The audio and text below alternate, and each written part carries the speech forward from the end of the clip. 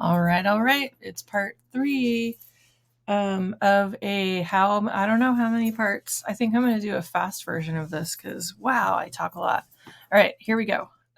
This is what we have so far. It's just HTML. We have an image. We have a link somewhere at the bottom. Oh, my thing is in the way. There's a link. All right, so let's keep moving. I'll just do a list and then I'm going to start with CSS. So a list, you can have, oops, I don't need kanji. You can have at least two different kinds of lists. I'm going to do an unordered list, UL, which stands for, it's like a bullet list. So the list has to start and end, and then there are list items. So LI is a list item.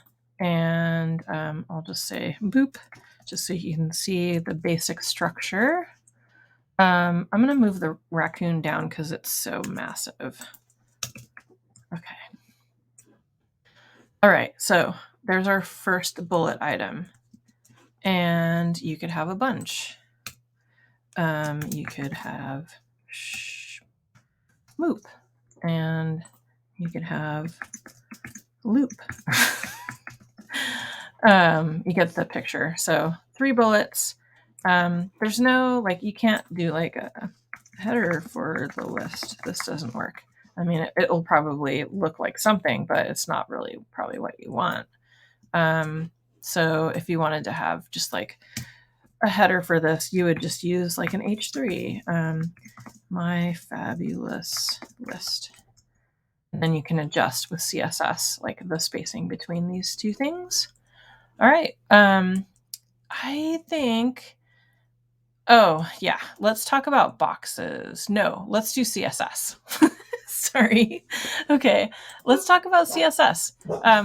So HTML is like the scaffolding. It's I want a header, I want a paragraph, I want a link, I want an image, I want a list, but it doesn't it just has a default styling. So out of the box, you don't need to write CSS if you want a really ugly website, but we don't because we like cool things. So let's talk about CSS.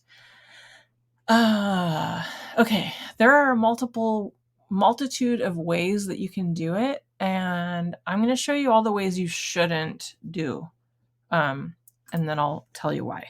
So inside the head, so head starts here, ends here. This is the invisible stuff of a website.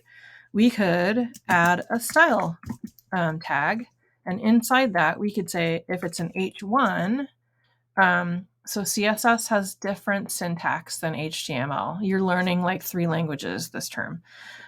So for style, you want to say the tag name and then curly brackets, which is the shift square bracket. It's up above return.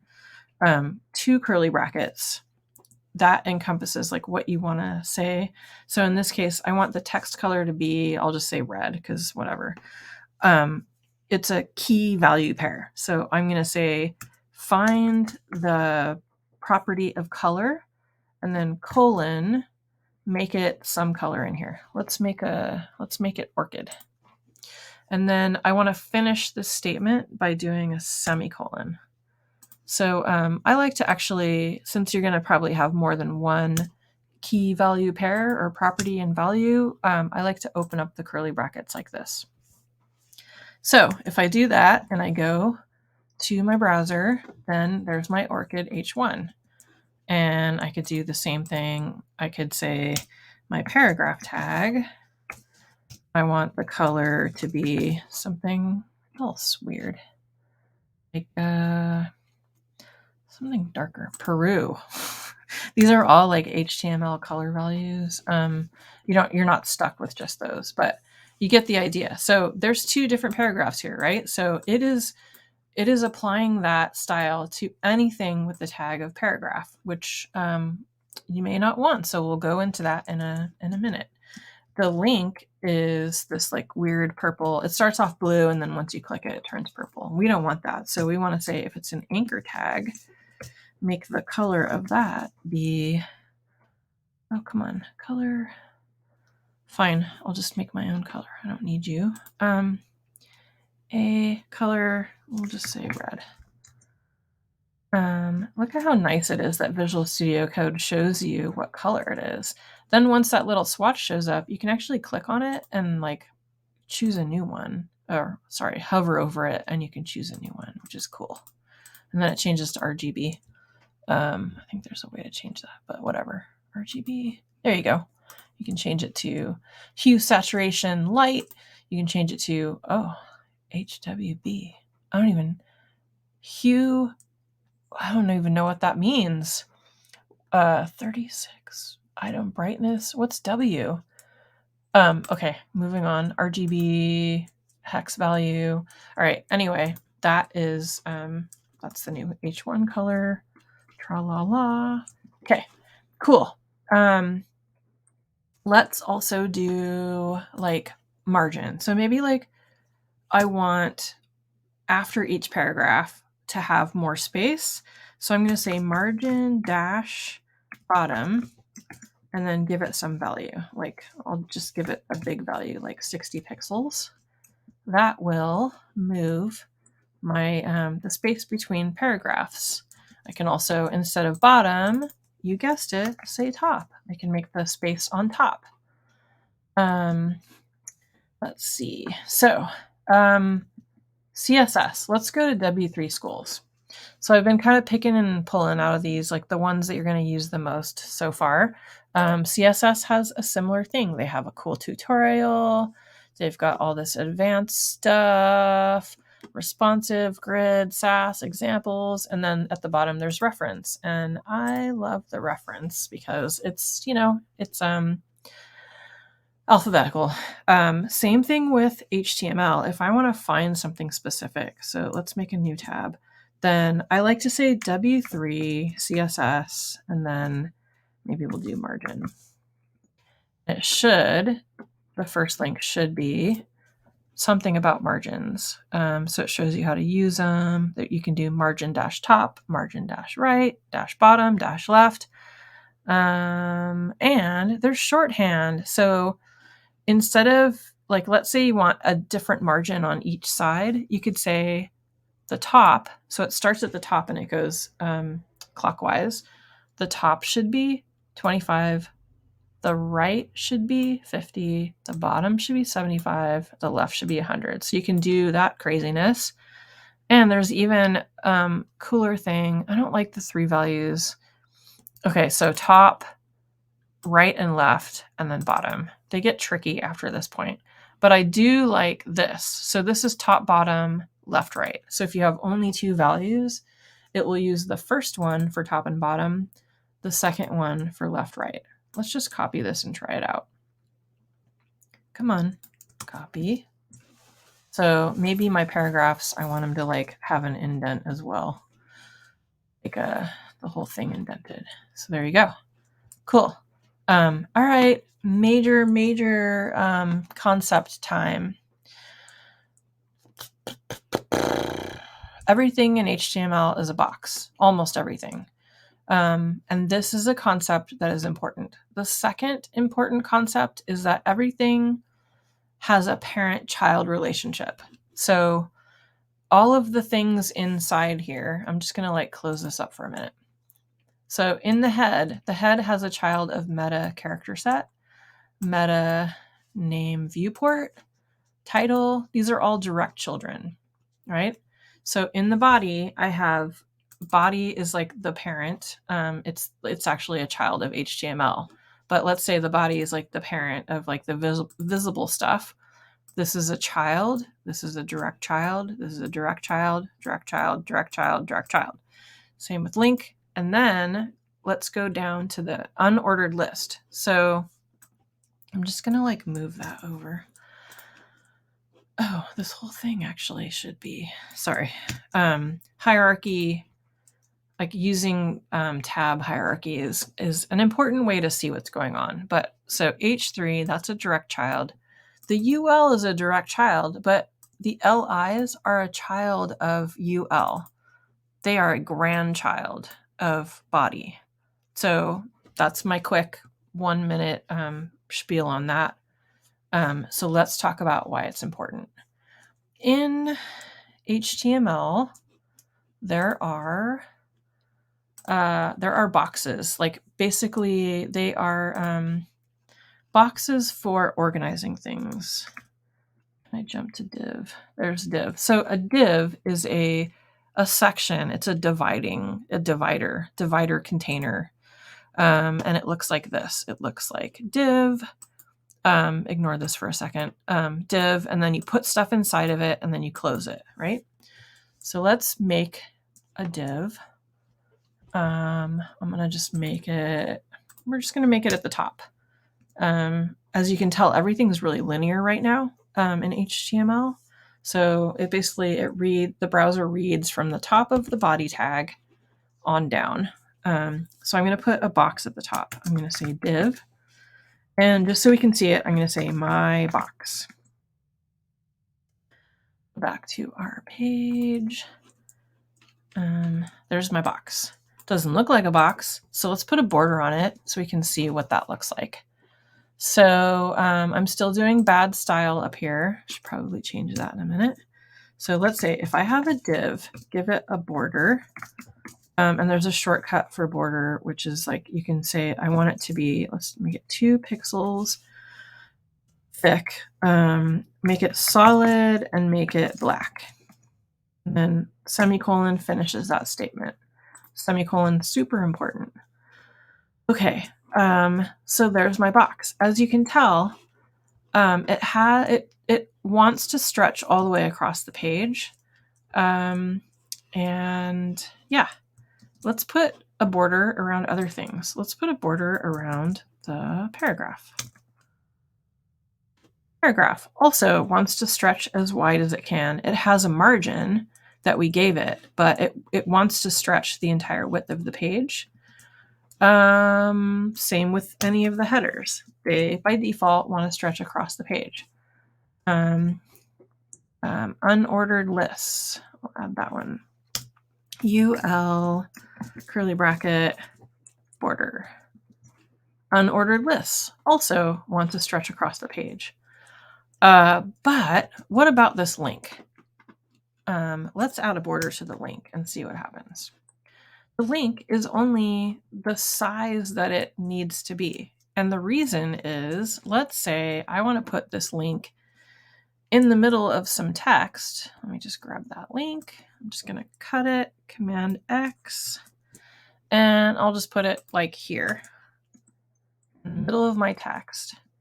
If my link wanted to stretch all the way across the page, it would like break up my text. I want to be able to have inline links. The same thing is true for images. Although this image is really giant, let's get like a small icon. What?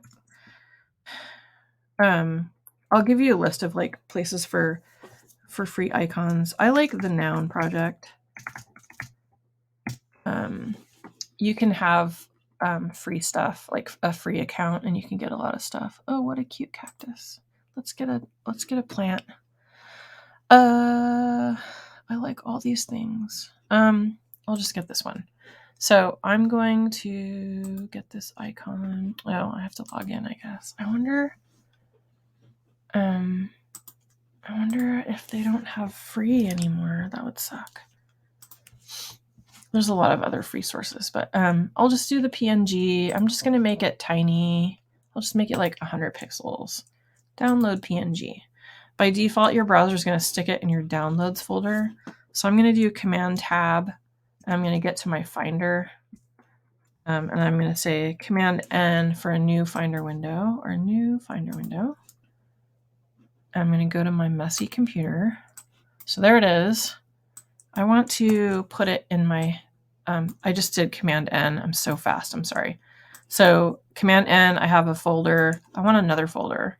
I'm going to say File, New Finder Window, or Command N.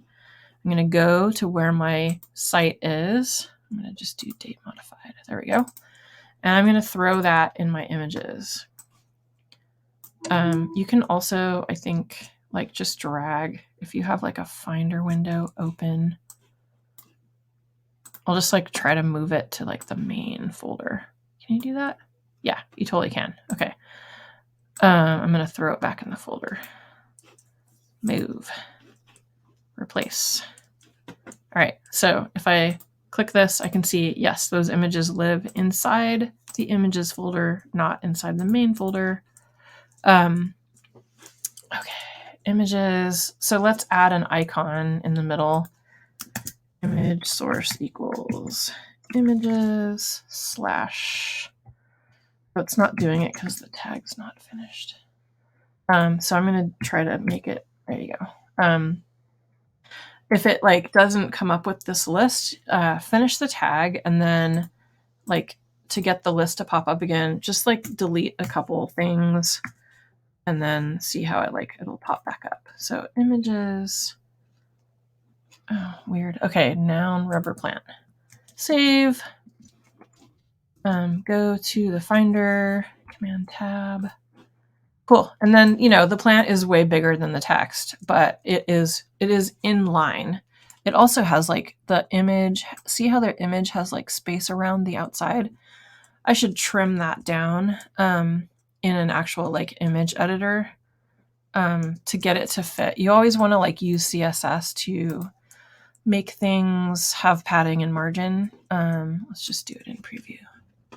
So I can like resize. I'm probably going to clip it because I'm doing it really sloppy right now.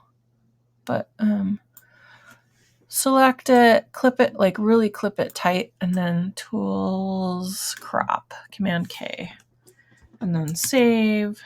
It was, it had a transparent background, but the background was there. It doesn't really make a difference, does it? Well, it kind of did because it's like inline mostly. Okay, moving on. The image also doesn't take up all the space. Let's talk about browser tools. The reason why I wanted you to use Chrome is that I would like us all to just have the same browser tools. All browsers have developer tools available to them. Oops, sorry. Sorry for the dog bark. All right.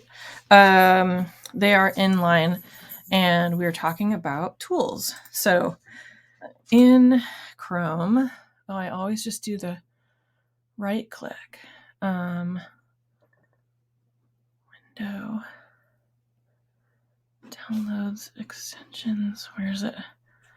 Chrome tab. It should be like view. There you go. Chrome.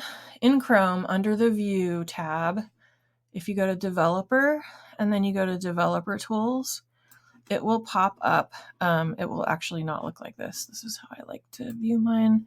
It will pop up like this, except not so giant. It'll pop up something on the bottom of your screen. And let's see, I've been messing with this, sources, elements. Okay, you'll be in the elements tab, and you will see HTML on one side and CSS on the other. Now, I've clicked on the body tag, and it's showing me the CSS for the body tag. Do you see where it says margin 8 pixels?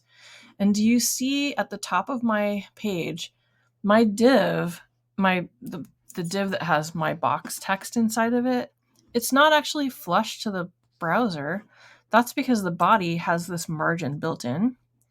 I can actually do CSS in the browser like this. So I can't do it to body because this is like actually built into like the browser's code, but I can add my own code in element style here by saying margin 0. And whatever the tag is that I've clicked on, it'll see how it added that style equals quote margin colon 0. It'll take out the 0, and now my box is flush to the top. Okay, so I'm going to hit Command R. That's going to take away my kind of temporary code. It only lasts kind of while you're in the browser. Once you refresh, it'll like it'll reload the actual file from your computer. Okay, so here's my div. It's all the way across. Let's go to a paragraph. Here's the link. So if I click on the link and I go over here to my styles, it should somewhere, text, cursor, color.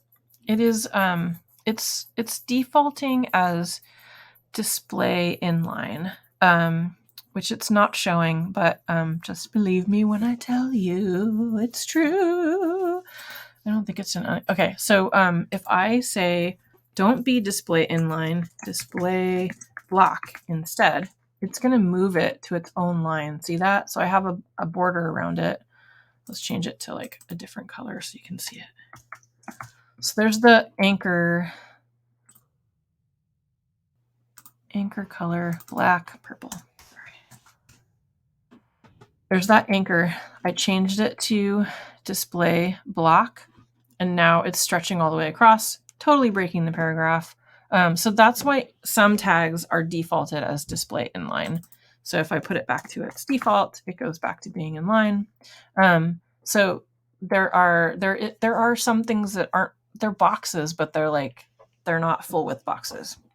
We're going to be playing with this property of display a lot. So if I take out display, it'll show you all the options. You can do block. You can do all these things I've never used, but the one we are going to use is flex and grid. We're going to play with flex and grid a lot. There are also a few other ones that are important. Inline block is important because if this is inline, there are some things I can't do to it. Like, can I do a, where's the link? Click on it. Let's see if I can do margin, like all the way around margin of 40 pixels. That I can do. I do padding. There's some things you can do and some things you can't. You can do padding. All right, well, maybe I'm just like lying about all of it. Okay, you can do width. Oh, wait. Dang it. You can't do width. 200 pixels. So you can't do width. See, like it just grays it out. It's like, you can't do that. The display inline property prevents width from having an effect. Try setting display to something other than inline. So I could say, I want it to be inline, but I want to give it more styles. So I could say display inline block, and then width comes back online. It says, okay. So this was sort of a compromise. It was like, well, I want it to be inline, but I want it to have some like block abilities. So they added this like inline dash block. Who's they anyway? Who makes this stuff? Well, let's pause for a moment and talk about that. It is the W3 Consortium. They are w3.org. They are a bunch of people from all over the world. They are web developers and other people who decide what all of the different tags are going to be. And they work with a variety of stakeholders to make sure that they are implementing cool things and disseminating the information about the cool things. So what happens is web standards are decided upon, and then they can actually, there's ways to get involved. And then the W3 Consortium talks to all the browser companies and says, hey, here are the standards that we're adding. Can you add the code to your browser software so that it understands this new tag? And that's kind of how things come to be. So all this stuff that we're doing, this HTML, this CSS, it's all based on these W3C standards that a bunch of people decided from all over the world, and then told all the browser companies, hey, make sure your browser understands this tag. All right, back to boxes. So here is my box. Where's my box? Let's do a quick like layout. So here's my div. I want to have a box with boxes inside of it. So I'm going to make a div inside the div. Inner box 1. And then I'm going to make another div. Inner box 2. So this is the parent. These are the kids. Important. Let's go look at what that looks like. It looks terrible, right? So what if I want these two boxes to be side by side?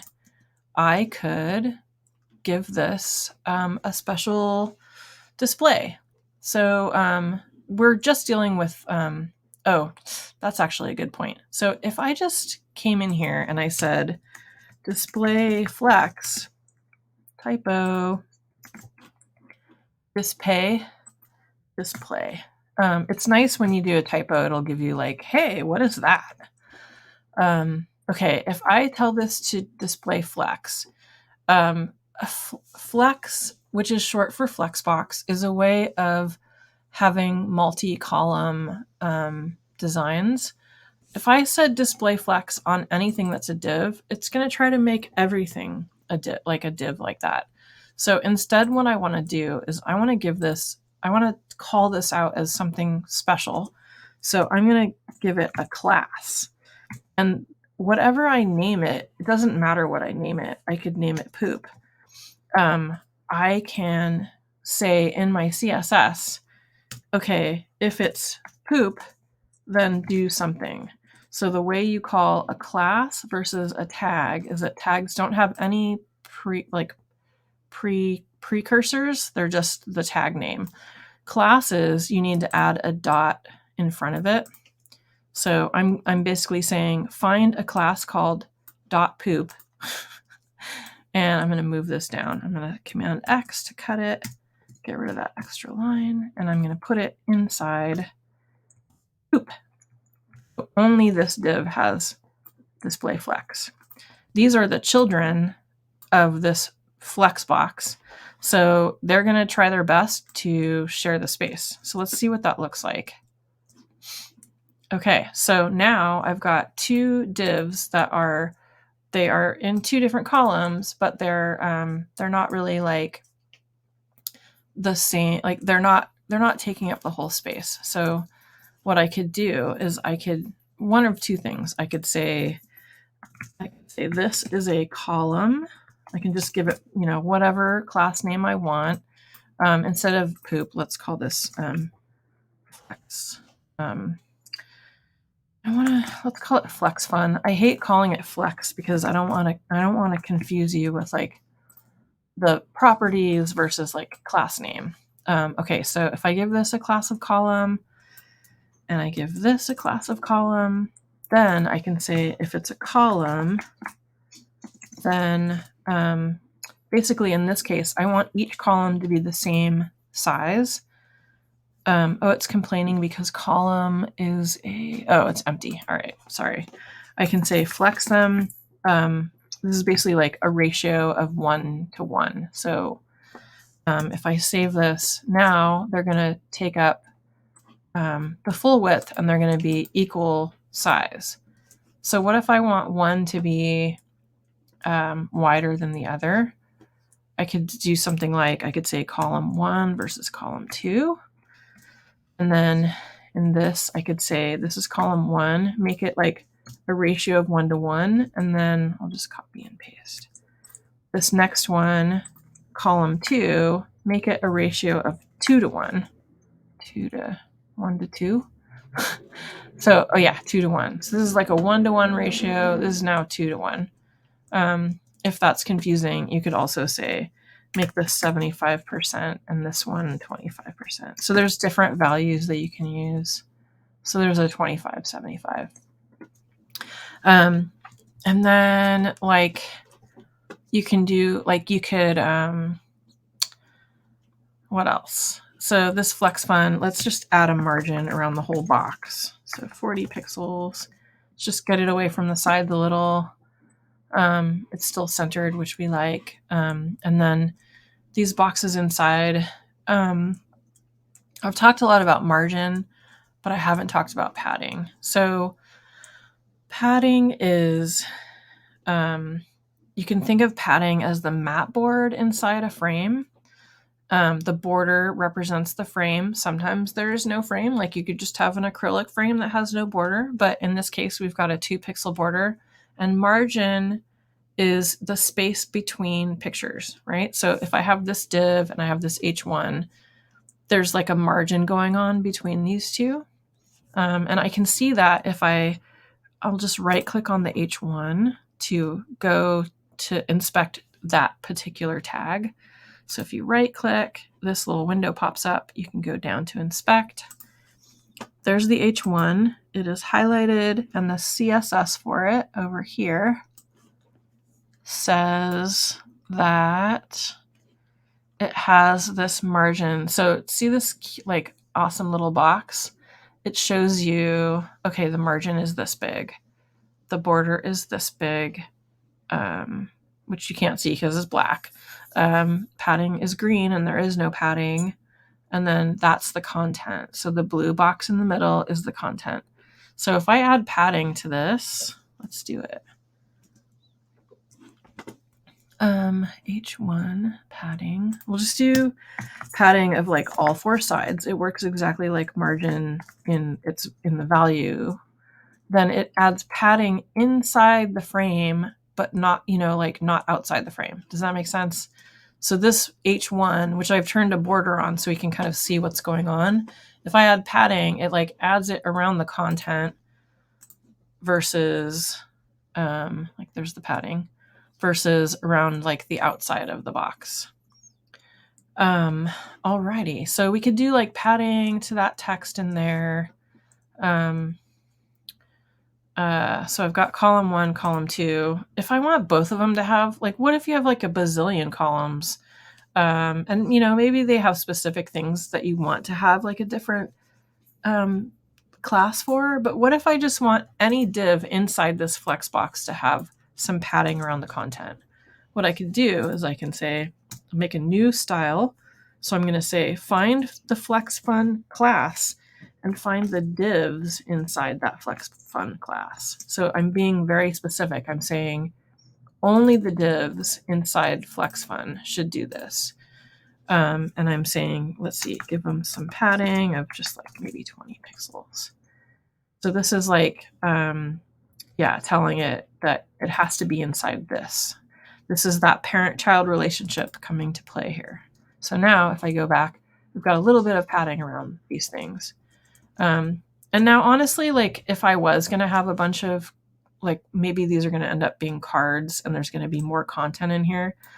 I don't like ever having floating text like this. I would prefer that it be in a paragraph tag. So this is where autocomplete is kind of a pain. So if I do a paragraph tag, it's going to close it, not put the stuff inside. So I've got to actually, it's usually easier to just grab the ending tag, Command X to cut it, and then Command V to paste it. And then also just to see things better, I like to break things up into lines. So the div opens, there's the paragraph, the div closes. And you could even get more granular, but that is what I would recommend. Just always have your text inside a paragraph because you can always take the margin and padding out if you want, adjust it, blah, blah, blah. And then in this case, like let's say I want one of these to have lots of text. I could say lorem 10. So now I've got 2 paragraphs in one box, and there they are. This is because I have that paragraph style. I'll click on any of the paragraphs. So any HTML tag that is a paragraph, they all have this margin. So that's where it's getting that from. So I could turn it off. Or I could say, generally it's cool if all the paragraphs on the site have this, but if they're inside the Flexbox, I don't want them to have any margin.